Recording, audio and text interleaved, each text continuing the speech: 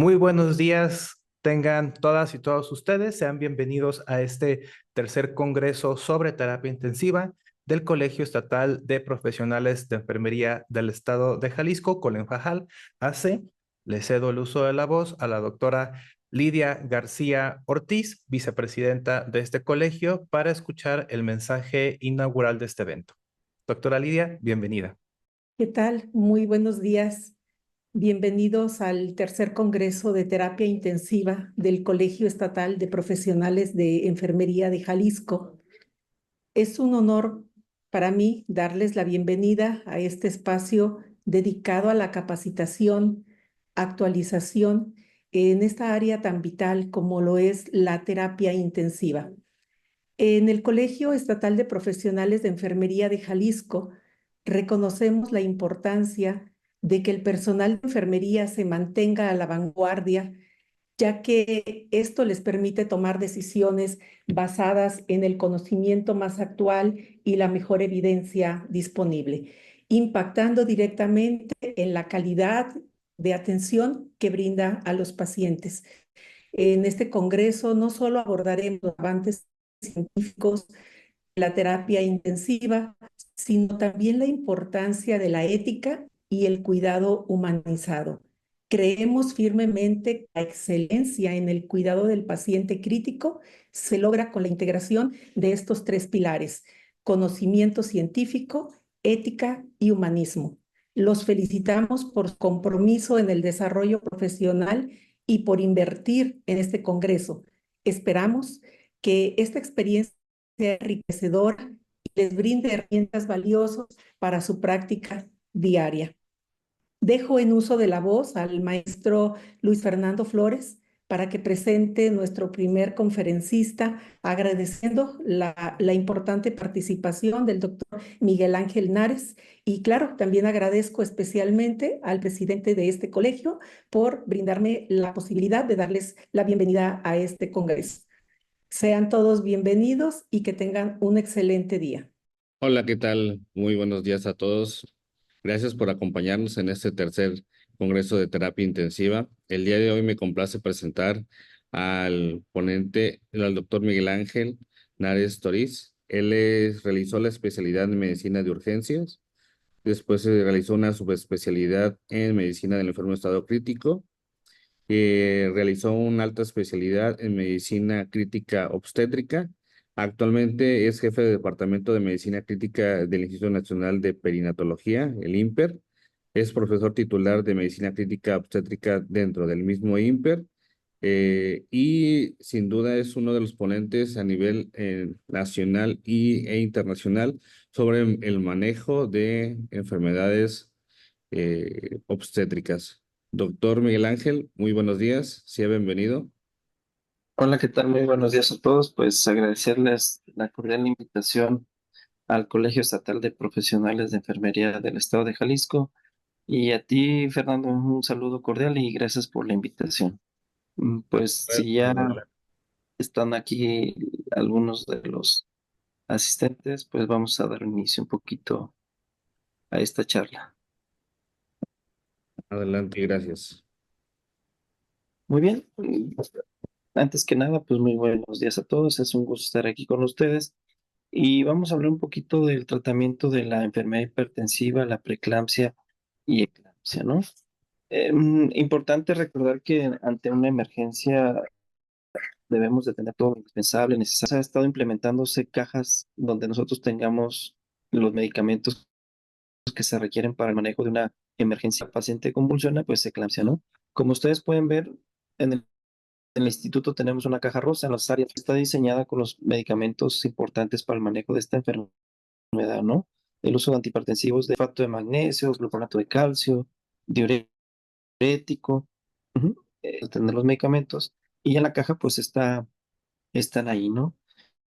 Y vean, también llevan su semaforización. Porque en esta diapositiva podemos resumir prácticamente el tratamiento de una paciente que llega a urgencias, está en hospitalización, en terapia intensiva, que llega con preeclampsia con datos de severidad. Hablar una paciente que tiene de más de 160 a 110, tiene datos clínicos como cefalea persistente, edema agudo pulmonar, epigastralgia, o bioquímicos como alteración de las plaquetas, transaminasas, DHL, TGO, TGP. El inicio de toda emergencia, pues iniciar el colocar dos vías gruesas y cortas, 14 o 16, el estar saturando lo ideal por arriba del 94%. Ujú. Y estar evaluando los signos vitales es importante, ¿no? La presión arterial cada 30 minutos. Cuando hablamos del tratamiento de una paciente que tiene una preeclampsia con datos de severidad, pues vamos a centrarlo en tres pilares: real con el uso de antihipertensivos, el evitar sobrecarga o complicaciones como el edema agudo pulmonar, el no ser tan liberales en la administración de líquidos, y el otro, el tercero, que sería la administración de sulfato de magnesio para prevenir crisis convulsivas o eclampsia. O si la paciente dentro de la charla, vean que los antihipertensivos de acción corta, tenemos el nifedipino de 10 miligramos, la capsulita la paciente la debe de ingerir, o el a 20 minutos, si es que requiriera otra dosis, pues duplicamos a 40 miligramos. O otro antihipertensivo que muy probablemente ustedes tengan, que es de segunda línea, que es la hidralazina. Y una infusión de 4 o 6 gramos en 100 mililitros para 20 minutos y después 1 gramo por hora. Si hablamos de que no queremos en 250 cc de solución Harman, 8 gramos y eso nos va a servir para 8 horas, ¿no? Importante recordar que no se recomienda el uso de FH, tampoco de benzodiazepinas, y están los datos clínicos de intoxicación. Nuestras metas sería que mantuviéramos una disminución de la TA tan por debajo del 15% entre las primeras horas, estar evaluando la res y saturación, y un poquito de la raya de hipertensión y proteinuria, pues son mujeres que van a tener complicaciones a nivel renal, a nivel neurológico, a nivel pulmonar, ¿no? Son aquí en el instituto la segunda causa de ingreso a terapia intensiva, solo por debajo de la hemorragia obstétrica grave. Y a nivel nacional, pues podemos ver que las enfermedades hipertensivas del embarazo están entre un 15 o 20% de todos los casos de muerte materna en nuestro país. ¿Qué se ha identificado en estas pacientes, que desgraciadamente algunas de ellas van a fallecer en el manejo de una paciente con preeclampsia severa? Es que no identificamos los datos clínicos de severidad, no realizamos un monitoreo inadecuado o adecuado, no se evalúan de forma adecuada los laboratorios, existe un retraso en el manejo de la preeclampsia y vean, no actuamos o no sabemos manejar. En esta otra diapositiva, solamente por ponerles un ejemplo, el uso de calcio, magnesio, pues disminuye las complicaciones de las emergencias en este caso, en una emergencia hipertensiva o las emergencias obstétricas, pues podemos disminuir hasta un 99% las complicaciones de estas pacientes. La preeclampsia es la principal por ciento de las mujeres durante el embarazo pueden presentar preeclampsias, pero aquellas mujeres que tienen hipertensión arterial crónica tienen un 30% de desarrollar preeclampsia. Y aquellas mujeres que durante el embarazo se les diagnostica hipertensión gestacional, hasta un 70% pueden desarrollar o elevación de las fibras pectorales y proteinuria, o bien hasta complicaciones graves como síndrome de Gel, lesión renal aguda, eclampsia, eventos vasculares cerebrales. Y también tengan importante esto, que aquellas mujeres que tuvieron preeclampsia tienen 8 veces más de complicaciones en etapas o en edad un poquito mayor, ¿no? ¿Sabes? Pero se ha encontrado que mujeres con infarto, alteraciones o a nivel de lesión endotelial, hipertrofia ventricular, pues tuvieron el antecedente de preeclampsia, problemas cardíacos, angina, tromboembolia, eventos vasculares cerebrales e hipertensión. La preeclampsia es un síndrome que se va a presentar básicamente en la paciente embarazada. Origen es a nivel placentario. Existen factores antiangiogénicos de la placenta como el SFLT1 que se elevan y disminuyen los factores vasculares como el factor de crecimiento placentario. A nivel de la madre existe una disfunción endotelial y lo que vemos en las 20 semanas es hipertensión y proteinuria. ¿Qué, qué mujeres tienen más riesgo de tener preeclampsia? Pues aquellas mujeres que ya en el embarazo previo tuvieron una historia de mamá o hermana con preeclampsia, edad mayores de 40 años, obesidad, síndrome de anticuerpos antifosfolípidos.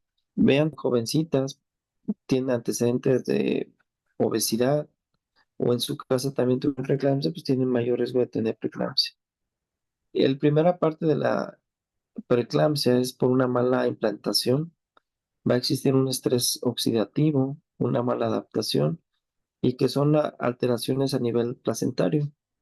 Esto es antes de las 20 semanas y posteriormente vamos a tener una disfunción endotelial o síndrome materno, que es lo que ya vemos nosotros, ¿no? Que es la hipertensión y la proteinuria, que es a las 20 semanas.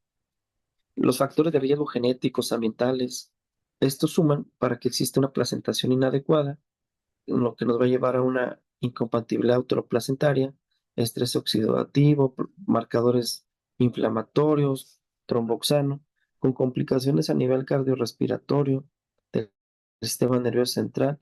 A nivel de los pacientes normalmente pues van a llegar con incremento de la presión arterial media, las resistencias vasculares van a estar aumentadas y en algunos casos estas pacientes van a tener el gasto cardíaco disminuido. Doctor Miguel Hablar de Ángel, los estados. Sí, disculpe, ¿pudiera cerrar la vista de video de su cámara para que no consuma tanta señal de se borra. internet? ¿Se Lo que escucha? pasa es que a veces se escucha un poco pausado y probablemente Ajá. sea la intensidad de la señal y tal vez apagando la cámara pueda mantenerse un poco más estable la señal. Una disculpa. Bueno, sí, a ver ahí, a ver, Sí, esperen, es gracias. que ahí. Sí, Gracias. perfecto. Cuando hablamos de la clasificación de enfermedades hipertensivas del embarazo, pues tenemos un grupo que son cuatro: la preeclampsia, eclampsia, hipertensión gestacional, hipertensión crónica e hipertensión crónica con preeclampsia agregada. El diagnóstico de preeclampsia con datos de severidad, el objetivo es evitar complicaciones y únicamente requerimos que la paciente tenga hipertensión más un criterio de severidad, el cual puede ser clínico o bioquímico. Vamos a seguir un poquito este algoritmo. Si una paciente tiene hipertensión, tiene más de 20 semanas y no tiene proteinuria, es una hipertensión gestacional. Igual hipertensión más de 20 semanas, proteinuria, es una preeclampsia. Si existen crisis convulsivas, pues ya denominaremos como una eclampsia. En aquellas mujeres que tienen hipertensión menos de 20 semanas o que ya se conocían con hipertensión y se embarazan, pues es una hipertensión arterial crónica y estas a su vez se puede sobreagregar o sobreponer la preeclampsia también. Importante ver dentro de los criterios de severidad una lesión renal, elevación de transaminasas, plaquetopenia, edema agudo pulmonar. Entonces, la hipertensión gestacional, como ya hablamos, es aquellas mujeres que tienen más de 20 semanas, que no tienen proteinuria y que no hay criterios de severidad. Pero estas mujeres es importante identificar que pueden cursar con hipertensión arterial transitoria en el embarazo, o bien después del nacimiento del bebé pueden tener hipertensión arterial crónica, o bien lo más frecuente es que desarrollen preeclampsia. Y esta preeclampsia puede ser hasta una preeclampsia con datos de severidad, eclampsia o síndrome de Gel.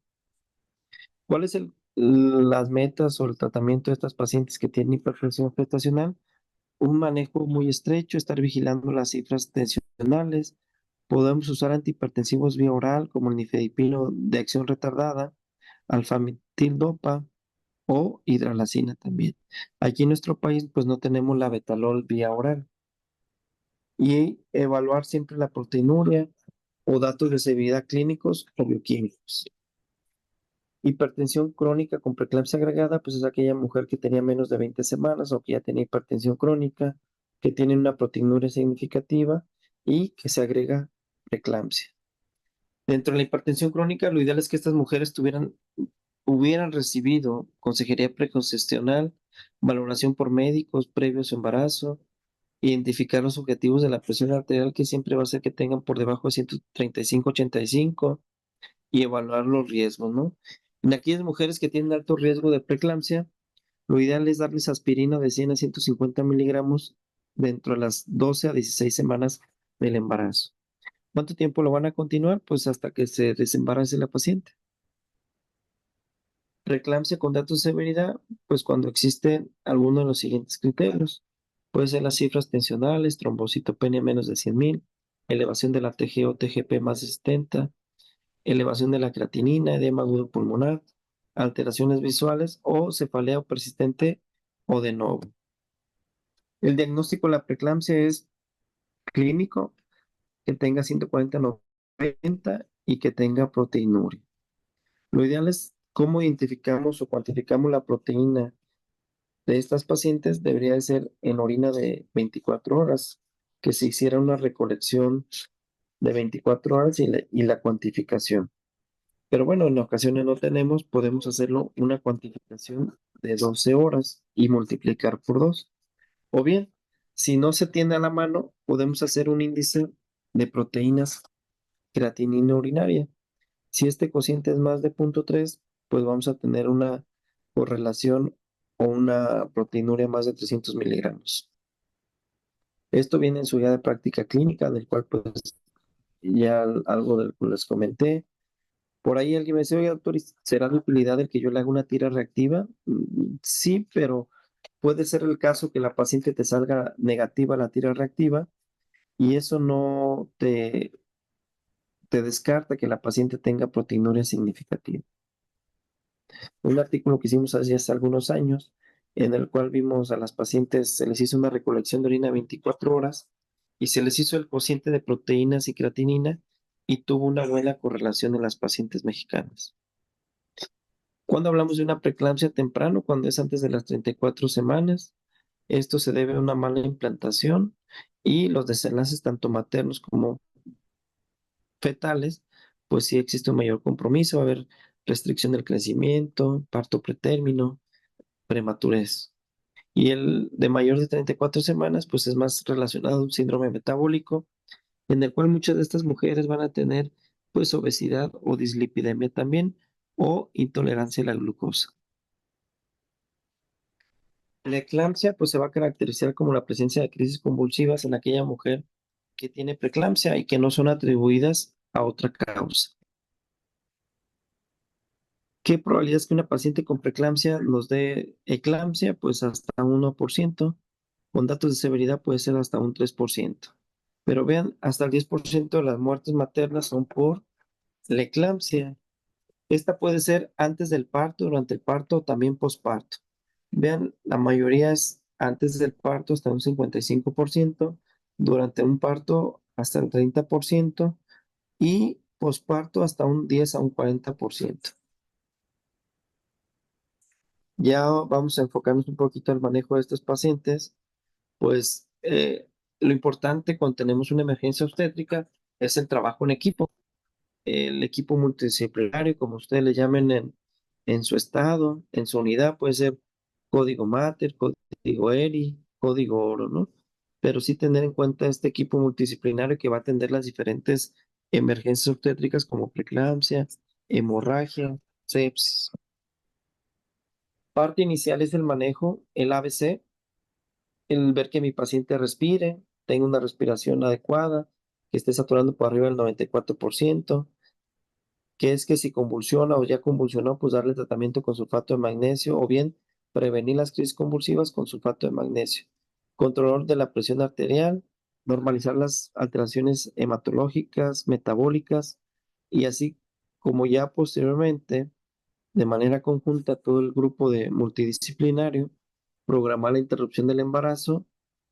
Pero ojo, aquí es muy importante.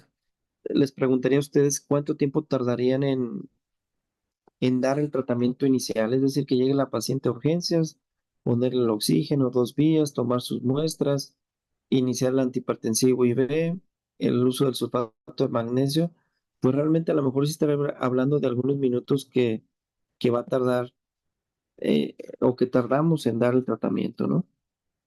Pero vean, no existe plazo para lograr este fin, dependerá de las condiciones de cada paciente. Entonces, lo importante es la activación de los equipos de respuesta inmediata. El colocar de cúbito lateral izquierdo también es importante porque mejora hasta un 30% el gasto cardíaco.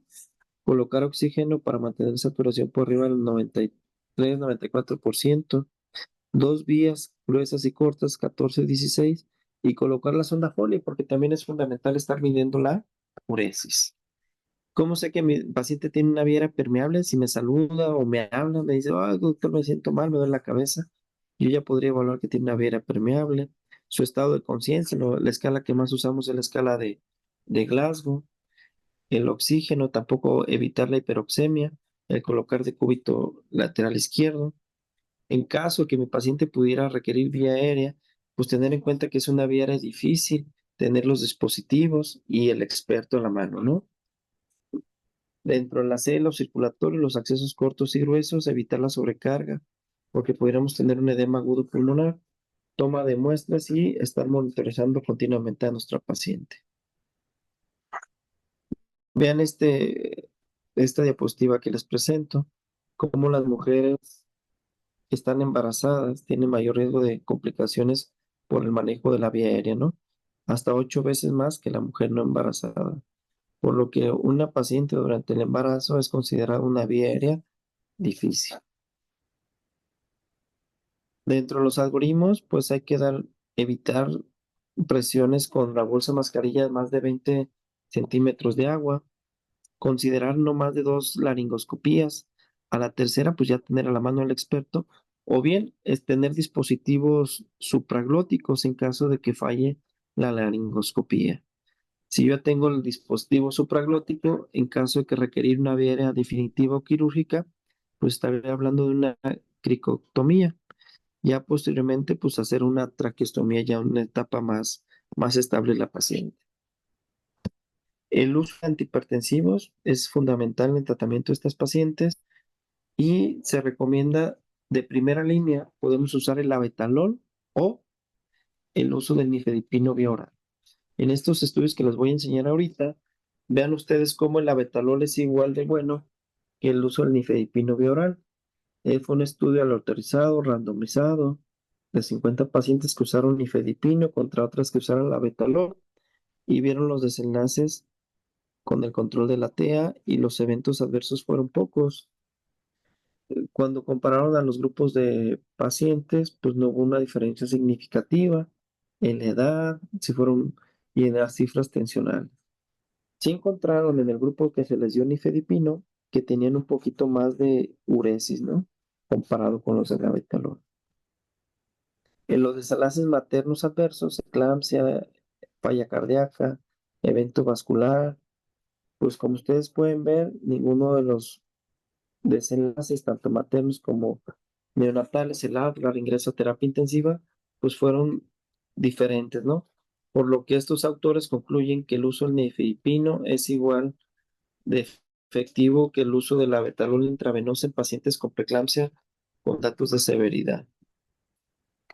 En este otro estudio, vean, también muy similar, fue más pequeño, 25 pacientes con la betalol versus 25 pacientes con nifedipino. Y gráficamente el nifedipino es el que está un poquito más oscuro versus la betalol, y este es el control de la presión arterial sistólica y este es el control de la presión arterial diastólica. Como ustedes pueden ver, ya a los 15 a 30 minutos el control fue muy similar del uso de los dos medicamentos. Para recordar, vean, la betalol y nifedipino de primera línea, la hidralazina segunda línea. Vamos a iniciar nifedipino, que es fácil, lo tenemos a la mano, de 10 miligramos. Podemos darle una dosis inicial, evaluar a los 20 minutos. En caso de que siguiera con descontrol hipertensivo, darle una segunda dosis. ¿Cuántas dosis más podemos dar? Hasta 4, 40 minutos, o sea, 10, 10, 10, 10, un total de 4 dosis.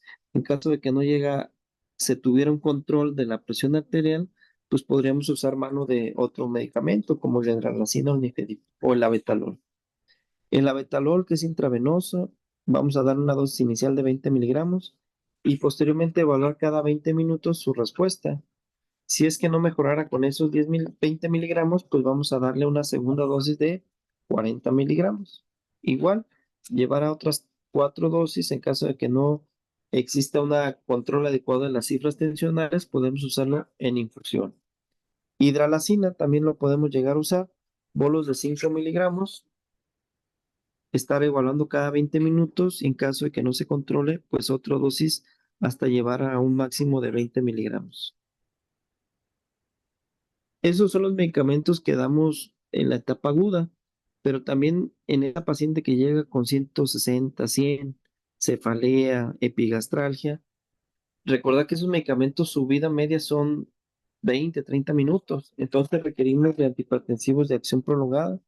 Podemos dar nifedipino de 30 miligramos cada 8 horas, alfametil-dopa 500 miligramos cada 6 horas, o bien también la hidralazina 50 miligramos cada 6 horas. La reanimación de volumen de estas pacientes, pues evitar la sobrecarga de líquido, no hacer un balance positivo más de 2.500 las 12 primeras horas. Algunas guías nos recomiendan 1 mililitro kilo por hora, es decir, si pesa 80 kilogramos, 80 mililitros por hora.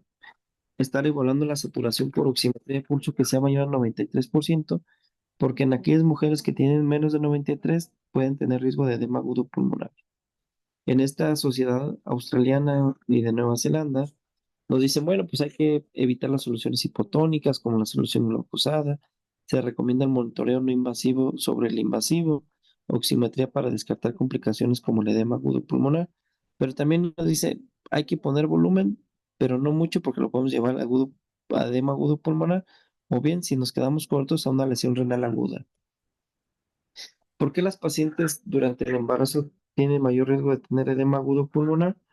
Pues existe un incremento del gasto cardíaco, la presión arterial está incrementada, disminución de la presión coloidosmótica y por lo tanto pues hay que tener una restricción un poquito más de los líquidos. Este solamente es para ejemplificar el manejo de una paciente que llegó a urgencias y acabó en terapia intensiva. Inician su carga de 500 a 1000, posteriormente aforaban 250 más 4 gramos para la carga de magnesio. Después, como estaba en ayuno, la paciente le dejaban una solución glucosal 5/8, pasaba a quirófano, le ponían el bloqueo, le ponían una carga y continuaban también con el sulfato de magnesio. Entonces, a final de las 24 horas teníamos un balance de casi 7 litros. ¿Por qué les he hablado un poquito que es importante mantener la saturación por arriba del 93%? Porque es un predictor de eventos adversos en la preeclampsia. Aquellas mujeres que tienen saturando al 90, al 93%, tienen 18 veces más de complicarse comparada a la que no, o que satura más del 93%. Para pacientes de más de 34 semanas, es importante calcular el riesgo de complicaciones con esta calculadora que se llama Pierce, en el cual la pueden descargar y colocar los diferentes datos de cada paciente. Por ejemplo, tenés una paciente de 36 semanas, llegó con disnea, saturando al 90, bioquímicamente se encuentra bien. Vean cómo el hecho de que tenga desaturación y dolor torácico, el riesgo de complicaciones es hasta un 50%. Las crisis convulsivas, el tratamiento aprobado y con un nivel de evidencia de 1A es el uso de sulfato de magnesio 4 gramos en 20 minutos y después 1 gramo por hora. No recomendamos el uso de fenitoína o benzodiazepinas. Las mujeres que recibieron sulfato de magnesio tienen menos riesgo de fallecer o de recurrencia de las crisis convulsivas comparado con el diazepam. Podemos estar vigilando nuestros niveles terapéuticos van a ser de 4 a 6 miligramos por decilitro, o bien clínicamente lo que queremos es la disminución o la ausencia de los reflejos osteotendinosos, el rotuliano, pero sí tener en cuenta que si mi paciente está con somnolencia, depresión respiratoria, tendría que suspender el uso del sulfato de magnesio, administrar gluconato de calcio y en ocasiones pues puedes usar también el uso de diurético para que se elimine vía renal el magnesio. En este otro estudio publicado en México, a veces publicamos cuando nos va bien, pero en este estudio, como ustedes pueden observar, el uso de sulfato de magnesio en pacientes con preeclampsia en México pues fue muy poco. En pacientes con preeclampsia únicamente se utilizó menos del 37-38% y en eclampsia menos del 50%. Entonces vean la falta de conocimiento, falta de aceptación, falta de monitoreo, son algunas de las pues excusas o barreras que se presentaron en los pacientes que no se les dio el sulfato de magnesio. Para evaluar el déficit neurológico, podemos usar la escala de Glasgow, solicitar algunos estudios de imagen, es decir, si mi paciente tiene una eclampsia y no recupera el estado de alerta, pues yo tendría que descartar que ya tenga un daño a nivel neurológico. Vean un estado epiléptico, déficit motor sensitivo, escala de Glasgow menos de 8 y descenso de la escala de Glasgow posterior al periodo postictal. Son datos de alarma que me orientan a que mi paciente tiene que hacer estudios de imagen. Nomás por ejemplificar, les pongo este caso, una mujer de 30 años, su segundo embarazo, ya poscesárea, 7 días de haber tenido a su bebé, llega a urgencias con 160-100, saturando 93%, sin datos de focalización. ¿Qué diagnóstico les orientaría a ustedes más frecuentemente o ustedes pensarían y qué harían? Pues sería pues una paciente que llegó con preeclampsia con datos de severidad porque tiene cefalea, tiene cifras tensionales altas, pero pues se le solicitó un estudio de imagen y vean una resonancia magnética y lo que se encontró fue trombosis del seno venoso sagital. Importante iniciar o recordar que también la paciente con preeclampsia con datos de severidad la puede presentar durante el parto o bien también durante el puerperio. Algunas recomendaciones de la paciente con eclampsia, pues que la eclampsia es una manifestación grave de la preeclampsia, son crisis convulsivas tónico-clónicos focales de nueva aparición y que la paciente no llega a tener estado posital. Las pruebas de laboratorio de imagen pueden ayudar, pero no deberían retrasar el diagnóstico o tratamiento de eclampsia. El tratamiento básicamente es el mismo, el uso de antihipertensivos, sulfato de magnesio. Importante vigilar la toxicidad en pacientes con enfermedad renal crónica.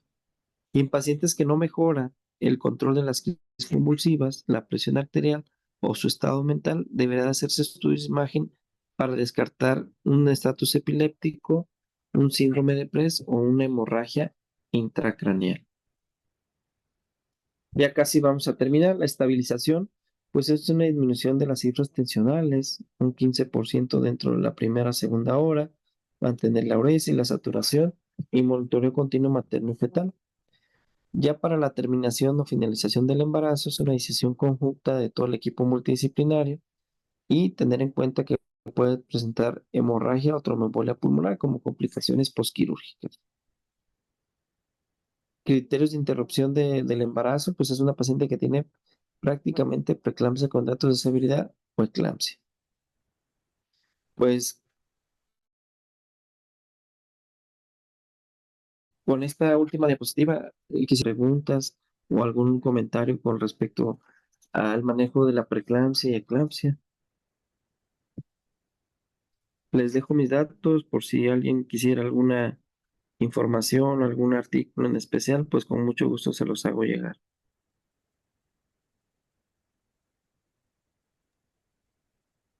Doctor, muchas gracias por su excelente participación. Nos hicieron llegar un par de preguntas, le voy a dar lectura. ¿Cuándo Ujú. empezar con el protocolo de SUSPAN? Perdón, casi no te escuché. ¿Cuándo? ¿Cuándo empezar con el protocolo de Ok, SUSPAN? iniciar. Muy bien, el protocolo de SUSPAN es importante en dos escenarios. Uno, que tenga una eclampsia, ¿no? Es decir, que llegó con hipertensión y que está convulsionando, iniciarlo. O bien, aquella paciente que llegó con preeclampsia con datos de severidad, pues también iniciar el manejo de SUSPAN, que hablamos que son de 4 a 6 gramos en 100 mililitros para 20 minutos y posteriormente 1 gramo por hora. Nosotros aquí en el instituto, te digo, manejamos soluciones de 250 más 8 gramos, eso lo dejamos para 8 horas, porque también es un poquito más práctico. Si tú quisieras abrir, por decir, en 1 litro 10 ámpulas, pues te vas a tardar un poquito más y es más infusión de soluciones. Mililitros.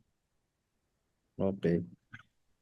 ¿Nos podría comentar alguna ventaja y desventaja del nifedipino de 30 miligramos? Porque no tenemos nifedipino de 10 miligramos. Ok, aquí sí es algo bien importante. Miren, el nifedipino de 10 que yo se lo doy a la paciente es para el manejo agudo. Es para aquella paciente que llega con descontrol hipertensivo. El efecto es rápido, baja la presión. Y el nifedipino de 30 es de acción retardada. Yo no espero que me baje la presión en 20 minutos, 1 hora. Empieza a hacer efecto entre 2 y 4 horas. Entonces sí es importante tener a la mano disponibilidad el nifedipino de 10 y no es tan caro, ¿eh? O sea, comparado contra el labetalol, realmente es muy, muy, muy barato, ¿no? Entonces, por eso también empecé la charla con la cajita de preeclampsia, ¿no? O sea, hacer lo posible que el administrador, los directivos nos compren un medicamento que está bien demostrado que es igual de bueno que el abetalol. ¿A quién no le darían nifedipino de 10 miligramos? A aquella paciente que esté somnolienta o que no me responda, ¿no? Por el riesgo de que se vaya a broncoaspirar, nada más. Ok, gracias. ¿Qué es el síndrome de Press? El síndrome de Press es una leucoencefalopatía posterior reversible. Son imágenes que nosotros vemos en estudios de resonancia o tomografía a nivel de fosa posterior, occipital, imágenes radiopacas, que es por el descontrol de la presión arterial. Pero ¿qué característica tienen estas imágenes? Que con el tiempo se van a ir, es reversible, pues esas imágenes se van a reabsorber. O sea, ya después, posteriormente, un estudio de control ya no lo van a tener. Pero ahí el tratamiento es igual, es el control de la presión arterial. Ujú. ¿Qué va a hacer que una paciente no me convulsione? Es iniciar el tratamiento de los antihipertensivos. Ok, finalmente. Entonces, en el manejo inicial se recomienda bajar del 10 al 15% la presión arterial en la primera hora. Pues igual que las emergencias hipertensivas, hasta un 20%, probablemente. Por si esa paciente que llega con 160, 110, pues a lo mejor va a requerir 1 o 2 dosis de nifedipina y ya posteriormente ya su presión arterial anda en 130, 90. Para ahí ya después continuar, hay que continuar con los medicamentos de acción un poquito más prolongada, como el nifedipino de 30, el alfametil de 500 o la hidralazina. Importante estabilizar y interrumpir el embarazo, ¿no? Ahí sí. Y ya en el puerperio, pues puedes usar algunos otros antihipertensivos. O sea, ya nosotros ya modificamos el tratamiento, pero pues durante el embarazo los medicamentos más usados pues son estos, el alfametil, el nifedipino y la adrenalina. Ah, ok, gracias. Por aquí encontré una pregunta, permítame tantito. Se me perdió. Mm, ¿Cómo se puede utilizar la ecografía Doppler para evaluar la función placentaria y predecir la preeclampsia? Ok, muy bien. Si yo quisiera, hablamos de factores de riesgo, lo importante es que toda mujer en el embarazo la viera un médico materno fetal, donde él pueda identificar los factores de riesgo, que ya hablamos, también hacerle algunos otros marcadores séricos y también la flujometría fetal.